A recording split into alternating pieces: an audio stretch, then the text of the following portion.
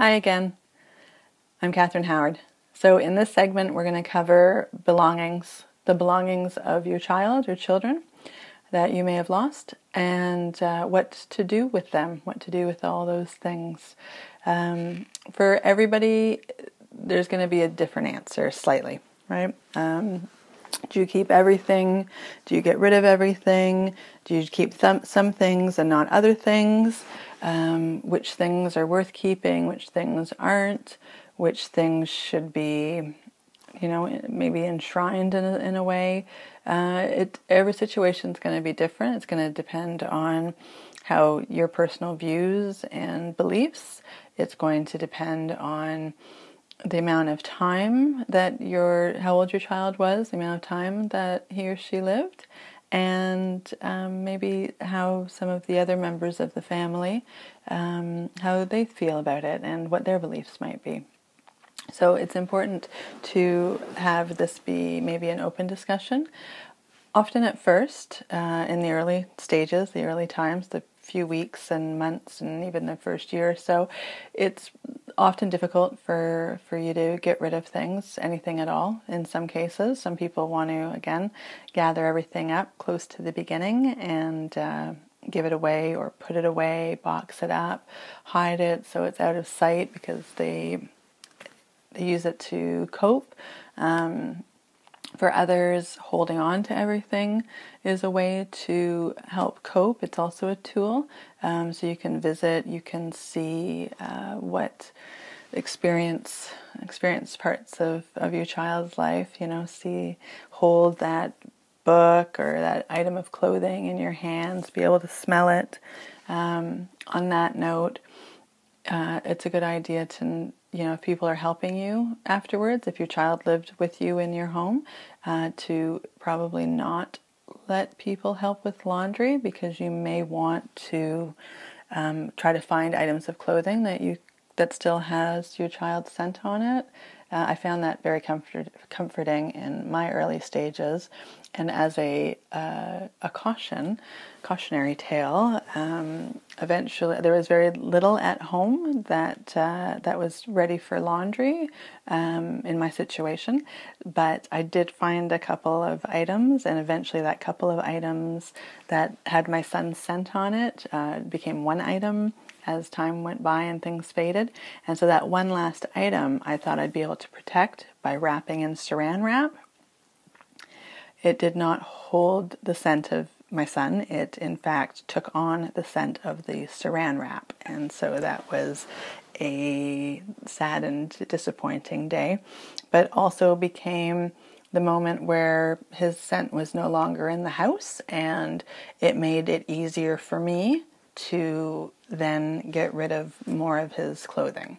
So donations, if we're talking about clothing now, you can, if there's another child in the house and hand-me-downs work, that may be an option. If that's not a comfortable option, then you can certainly wash and fold everything that's in good condition and bring it down to a shelter or any of the Sally Ann's or Salvation Army's, any of those donation centers for people who are in need of clothing, and I believe there are probably quite a few in most towns and cities, definitely.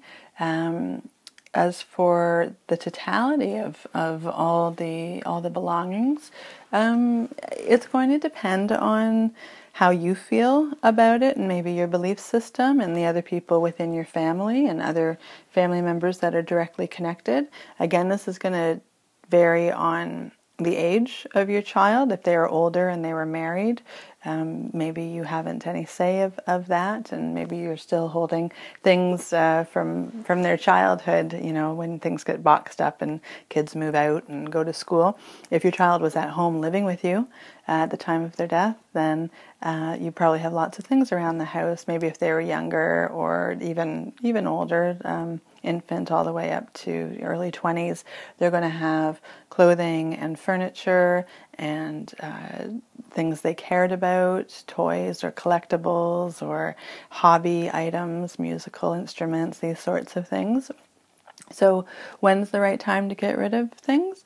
Some things you may never want to get rid of. Some things may hold a very strong value emotionally, and you hold that dear in your heart, and reminds you a lot of your child, your son or your daughter. So those things you don't get rid of, those things you hold on to. Other things, if you want to make space to heal, make space to do something new with the actual physical space of their room, then you start looking at giving away more things. But that happens when you're ready to make that space. That's when you're ready, you're ready. If you're not sure if you're ready, then you might be ready. If you don't feel ready, you're not ready. And those are 3 different points to really keep a focus on. If people are saying, oh, you have to get rid of all of this stuff, and it's early, then it's probably not time and you're not ready. If people are saying it's time to get rid of this stuff and it's been 5 years or 10 years, then yeah, maybe it is, maybe sometimes when we hold on a little too tight, we don't get to live. And you'll understand that the bulk of my program, these are just helpful videos of things I've learned, things that my clientele talk about, things that friends have talked about, strangers that I've met traveling and whatnot have told me. So they're tidbits of information that hopefully will serve you.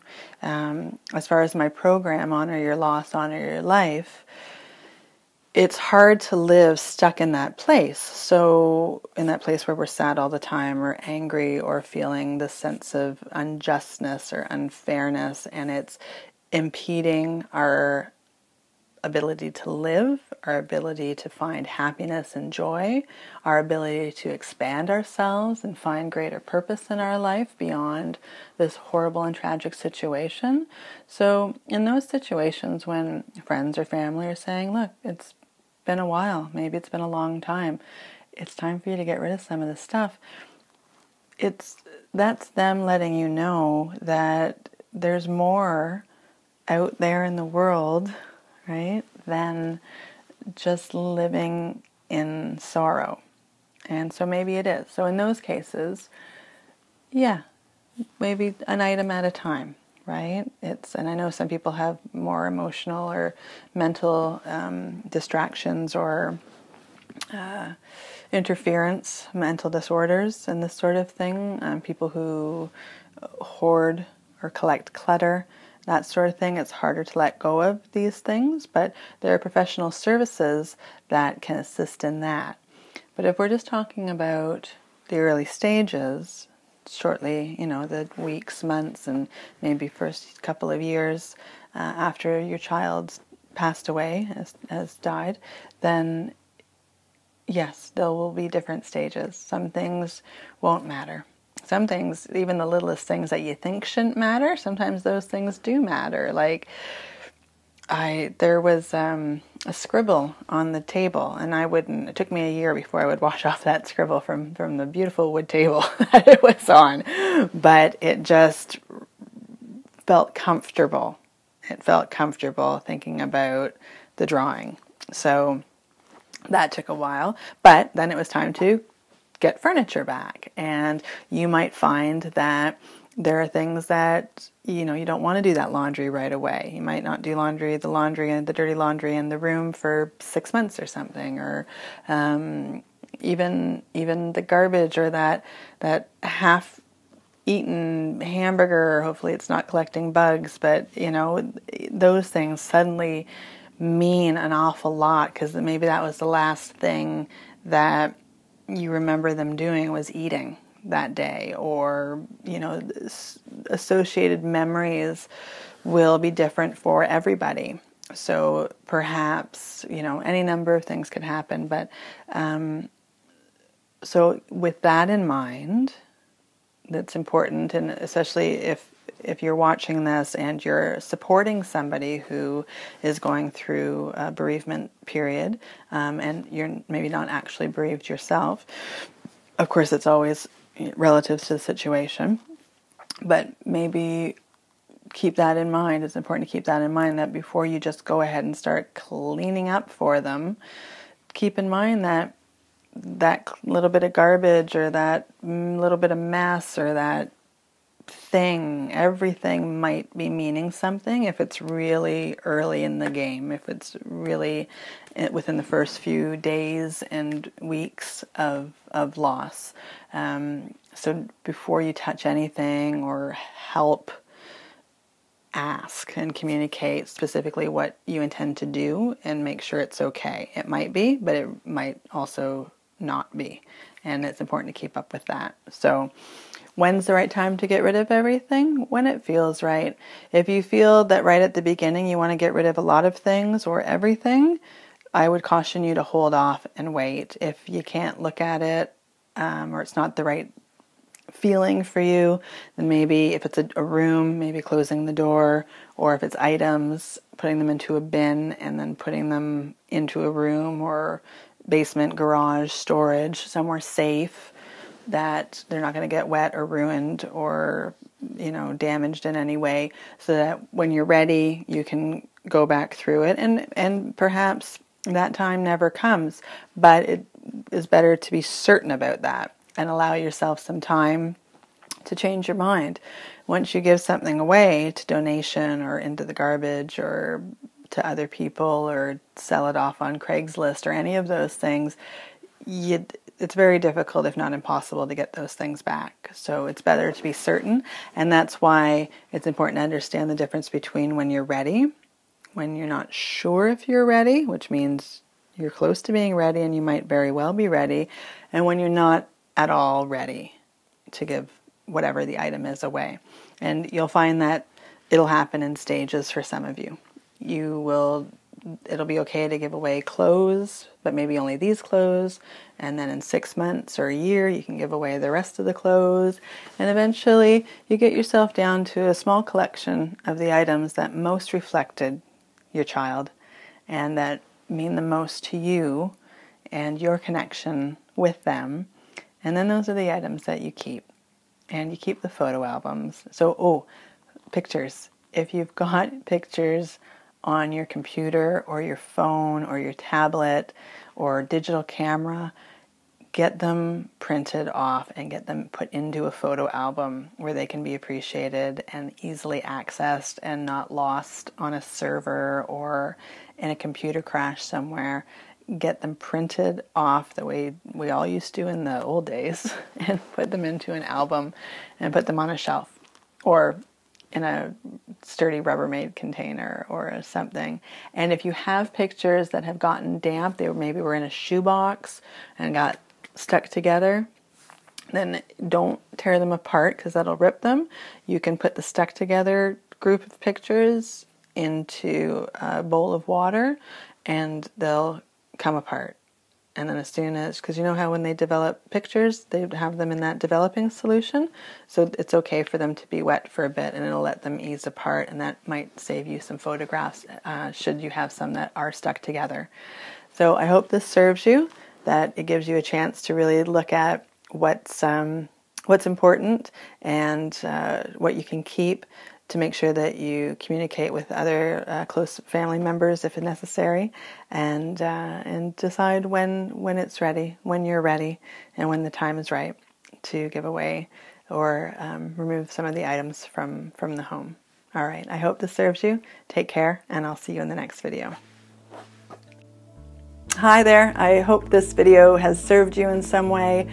I hope you were able to gain something from it, a morsel of information that makes your journey easier and a little smoother, helps you understand what you're going through and what the people around you, what they're experiencing and why they may be reacting a certain way or not reacting a certain way.